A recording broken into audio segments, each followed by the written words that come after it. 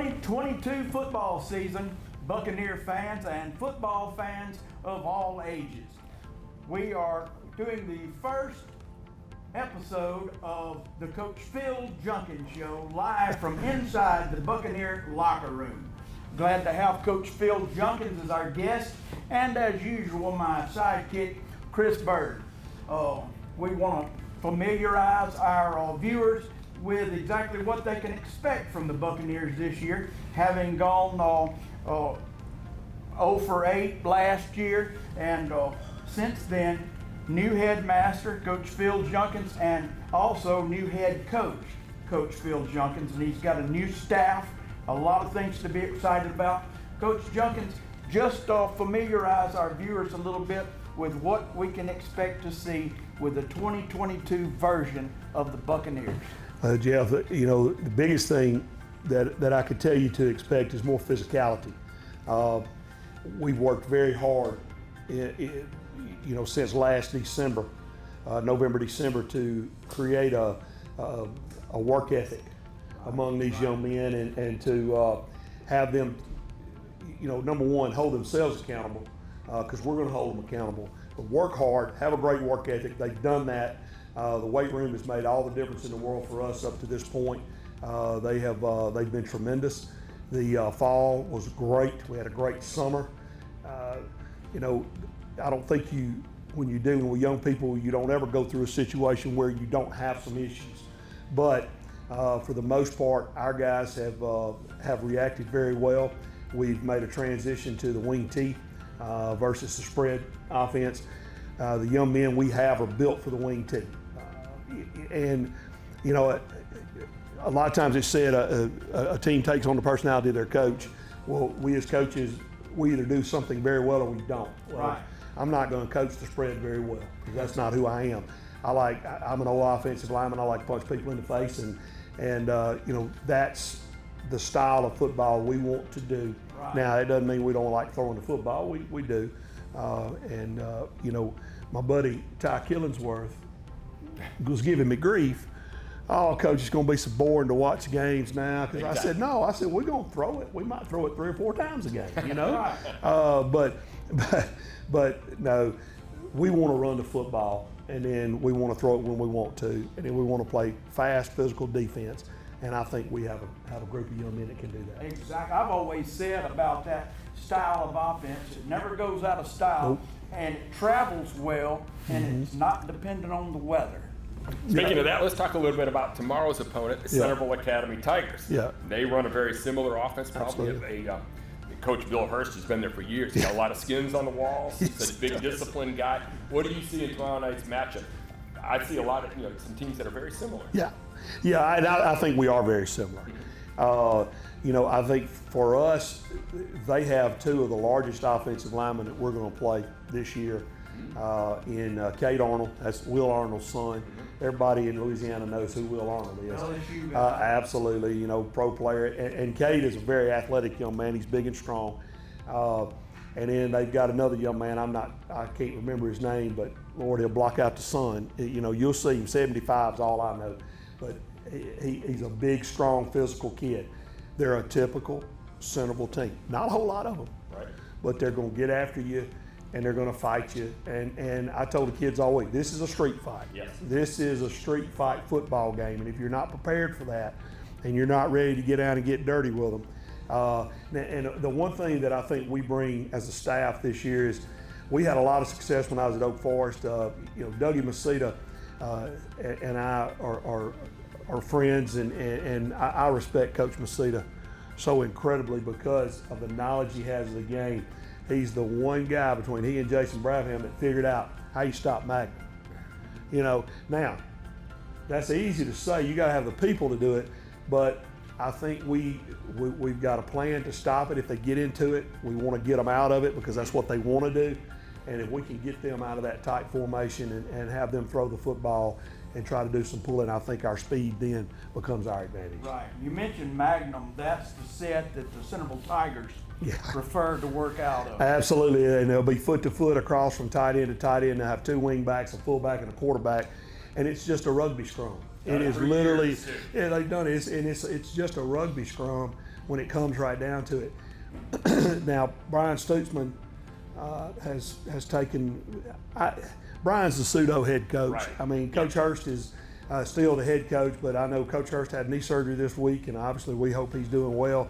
But we don't know if he'll be here tomorrow night, but if I know that fella, he'll be here. Well, Coach Stutzman's a fine coach. He is. Brian does a tremendous job. Their whole staff is great. And I mean, how many teams in the MAIS can say they've got a former NFL offensive lineman as the offensive line coach, right? So I know what Will Arnold brings. Will Arnold is one of the meanest players you've ever met in your life. Right. And so he's going to bring that tenacity and physicality to this football team.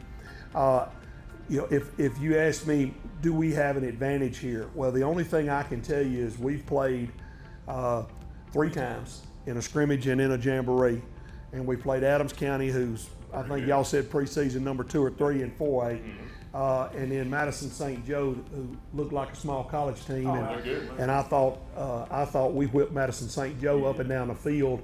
I mean, we rushed for 119 yards in less than a quarter. So I'm very pleased with the way our kids came out and reacted there in that situation. So, and they played the New Orleans Homeschool Saints. Right. 14 players strong. And so our job tomorrow night is to come out and be the aggressor. And I think if we can set a tone early and be the aggressor, that could potentially give us a good advantage. Absolutely. Well, I look forward to tomorrow night's game. I thought that it really sold me, some of the other fans, but especially the players on the program that you have brought and put in place after we did so well against Madison St. Joe. Yeah. Black and yellow. 4-star quarterback. They look like the Pittsburgh Steelers. Ooh. Yeah, their quarterback's been offered by every SEC school, Oklahoma State, whatever. Texas. And 6'5" plus, they must have had 14 of them. Yeah. But to go in there and not only compete, but run the ball down their throat. Yeah. I told Chris Bird on the air, I said, our boys are just coming out of a Junction Boys type off season. Being an Alabama man, absolutely. I said, this is the best thing that could have happened to them, is to say, hey, all that stuff that Coach Dean King and Coach Phil has been telling us works. Absolutely.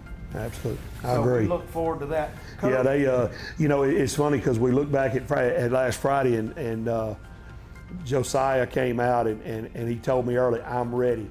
And then Kyron looks and says, I'm ready. And then you look at those big offensive linemen, and Big Mac is just walking around with this smile on his face like he's ready to eat something. I thought Jacob Mathern played well. Eli Schillings played well. But, we've got a 1-2 punch in that backfield that could be something special this year if our kids stay healthy. And we've had a few kids banged up. I mean, Maverick's been banged up with a shoulder, but he'll play tomorrow night. John Parker took a helmet to the knee, pretty good helmet to the knee last week. He's back, and we've also tried to instill in these young men film study. It just so important. It's so vital to your success to know what the guy across from you is doing, be able to pick up, and we showed them a couple of things from a film today where a fullback standing back there, Chris, and it's one of those things we noticed that he's back there and they're getting ready to call a play where his head's looking straight down. Well, no, he's looking down, and we know that he's not getting the ball. Right, he's not getting the ball. He's giving us an advantage of, hey, let's watch for that. They're throwing that ball, right? Yeah, so being able for kids to see those things I think is very important as well. Absolutely. Well, one of the big changes, you've had the 84-inch magic screen installed to where you can watch film, run it back, whatever point.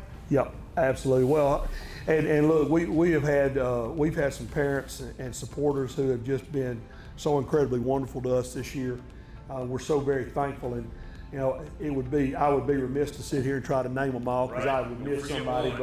But I can tell you, they know who they are, and they know that we care and love them and appreciate what they've done because they've done so many wonderful things for us.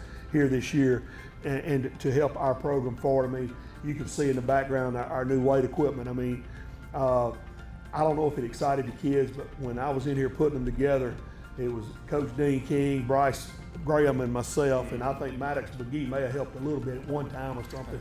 But I don't know that I've ever been as excited about putting together weight equipment as I was at that time. You know, there's been so much work done, Jeff, on the stadium. Right.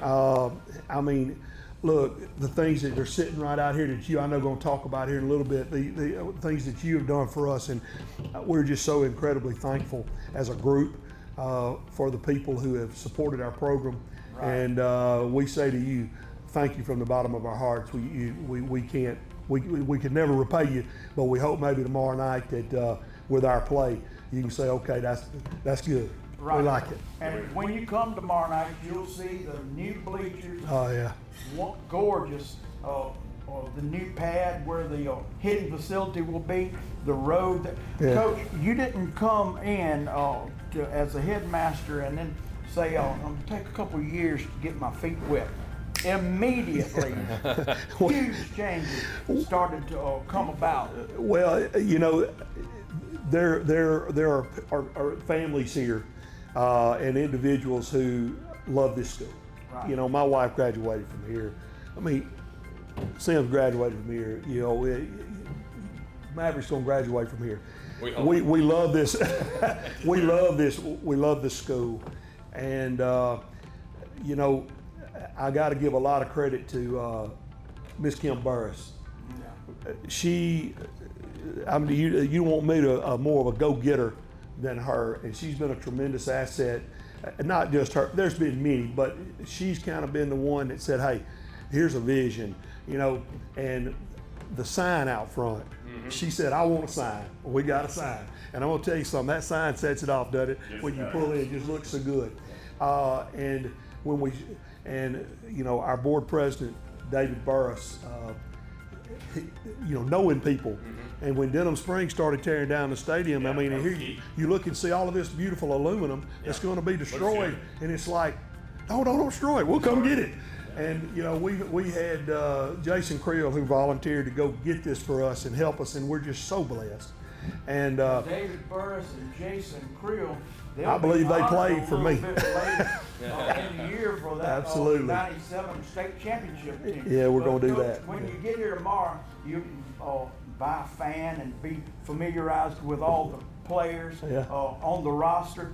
But when you see all the changes, all the improvements, you're going to want to pile on the bandwagon and attach your name to some of the improvements and to say, hey, I'm part of this Buccaneer Nation. Yeah, are there any opportunities for folks to get involved? We know there's still things that you have on we still need. Yeah, and you know, one of the things that that's kind of at an immediate when you look at it is just something as simple as benches for the sidelines. Yeah. You know, we were looking at some today, and we were looking at our wooden ones, and I said, you know, if a couple of my offensive linemen sat on one of those, they might fall and break them over the weekend.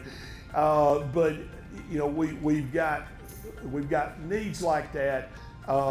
Shoot, y'all, paint's just outrageous. Everything has gone up so much, and any little thing helps. And you know, we have had parents here all day, gentlemen, out here picking up, cleaning, pressure washing. Look, and my wife was here, and I'll be remiss if I don't mention her. Yeah. She's still out there. But you know, we use the term family a lot, and it truly feels that way. Right. It really does. That people are a part of the situation. And look, there are plenty of locations that people can help, and whether it be financial or whether it be through helping us with situations out here. And look, they can just get in touch with us, and anything they would like to do, we would be very, very grateful for it. Right. Any other last things you'd like to say about the football team in particular? I know you've got a difficult schedule. I know I know you're not going to look past this week. No. You've got Tri-County. Yeah. You've got a laundry list of competitive teams. Well, Tri-County, what would you figure, top three? Oh, yeah. Maybe. In 4A? Yeah, maybe number two, because Greenville St. Joe's, everybody says Greenville St. Joe's team to beat. So, you know, here you go. You spent 2 weeks playing the number 3 team. Now you're staring the number 2 team in 4A next week.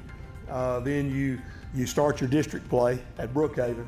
Had a good team last year. And they did, and they're going to be competitive this year. Then you got Wayne, Wayne's about to make a jump to 5A. That's how many kids they have in school now. So you've got Wayne coming. Then Murderers Row with Presbyterian, Park Lane, and Oak Forest, and you know those 3 teams look good right now. Sure, and then finish up with Columbia, and of course, you know our kids have set a goal for themselves. They want to be in a playoff. We want to host a playoff game, and you know. We stay healthy. We do the right things. Can't say enough about this coaching staff. Eddie Miller, Dean King is just phenomenal. Dean played for me, and I think you know most people know this. When I was contacted, one of the first things I did was called him and said, "Hey, you in?" And he said, "Yes, sir, I'm in." I said, "Okay, let's do it." So, you know, I trust the young man, and he is becoming a phenomenal coach. He's a great defensive mind. He's worked with some tremendous people. Todd Mangum at Simpson. You know, Richie Spears played for Richie, and Richie does a great job at Adams. So we're just very blessed. Our senior class is a special group of young men. That's important. And you know they've lived through that 0-10 season. They've seen what it's like to just have to deal with nothing very good. Every week. And then you know, you can just see that energy change to them this year, and that's been a special thing. And, you know, not to downplay anybody else, but this 10th grade class that we have is a big class of players. There's a lot of kids in that class, and they've definitely got an upside to them as well. But, you know, a couple of players to keep an eye on for tomorrow night, I think. Obviously, the bricklayer, as y'all call him, Kyron is a tremendous player. Josiah. He's as good as they come. Engine Joe. And the bricklayer wears number 6. But look, easy to remember. On the defensive side of the football, Drake Killingsworth has got to play well for us. And up front defensively with Bryce at that other defensive end, with Jacob and Maverick down in front. Those front 4 have got to play well against Centerville for us to be successful. And I feel like they will. I really do. I believe they'll play hard. I believe that we're going to get after it. And, you know, the one thing we talk about this year, and one of the things I said to them is failure is not final. Right. It's a necessity. You know, and we cannot be afraid to fail. We've got to get out there, go for it, go 900 miles an hour. Yeah. Hey, we're going to mess up. We're going to make mistakes, but let's do it at 1,000 miles an hour, and then let's figure out a way to fix that issue when the time comes. So, but Jeff, tell people about this right here. This is pretty awesome stuff right here. Coach Dean King's the defense coordinator, and he's still a young buck. He is that. He just looks young. No, he is young, Chris. We're old. Yeah. Big time motivated, and you see in college football, you know, they'll have the sideline props they'll get. So we've been able to, during the off season, for a takeaway, in other words, a turnover, young man picks up a fumble, interception, or whatever, we've got the WWE Bowling Green. It says, "We take what we want," belt, you know, 10-pound belt, and we're planning on real 14-karat gold too. If I'm not mistaken. And we're planning on defending this belt each and every week. And then the hit stick is a big thing now, but I got away from the hit stick name. This is the Buccaneer bone hammer for the biggest hit, you know, the bone rattler. When I was in high school, we had a big bone. If you had the hit of the week, you got the big bone. You got the big bone. Hung it in your life. That was a good product. But the bone hammer, and then of course, Chris Raymond, our executive producer, and myself collaborate on the player of the week, and then they get the Secret Saber, which custom made, I've been told. Oh, handmade. Absolutely handmade. They are phenomenal too. But it's got to be the coolest thing, one of the coolest things I've ever seen as a coach. That was phenomenal. Yeah, but we will be here every week, Lord willing, and we will have interviews with some of the assistant coaches. We will interview the player of the week each week, and then just some news from around the league. And with that tough schedule, as we start to move up in rankings, I think each week that we move up, there'll be a bullet beside our name, which means up and going up. Yeah, you know, one of the things that, again, that we talk about is we're not worried about what everybody else is doing right now. Right. We want to worry about doing what we do to the best that we can do it. And I've been so impressed with these young men because I don't think they realize it. And we can sit here and say it in this circumstance and in this situation. Now, most of the time I'm not going to tell them in that room, but they picked up this offense pretty quickly. They've done a really, really nice job of doing that. You know, I thought one of the things that really helped us was when Jacob Mathern came over from Oak Forest, when his mom came to work for us, he had been in this offense. Right. So being able to put someone in there now that can look at the guy next to him and say, hey, I've got knowledge, I know what I'm doing here. And then it doesn't hurt having some guys that are, you know, 4.0 guys on your team. Sounds like Dalton. Yeah, well, yeah, and of course, Practice, I used to ask Dalton, where do I go? Absolutely. Little story. Arden and Carter didn't know the play to ask Dalton. Dalton told him the wrong play.